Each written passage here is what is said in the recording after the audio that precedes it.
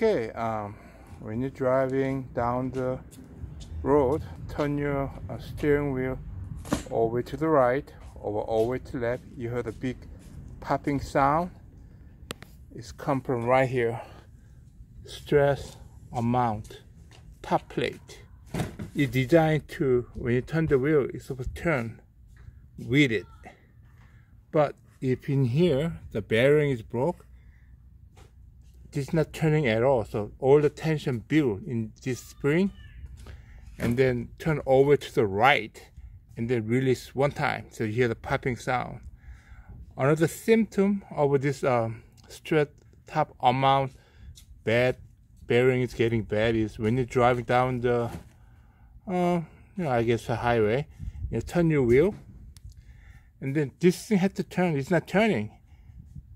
And then all the stress, the spring here tension built, and then you have to keep trouble steering the road because you have to keep turning the steering wheel left and right to stay on the road because this is not turning.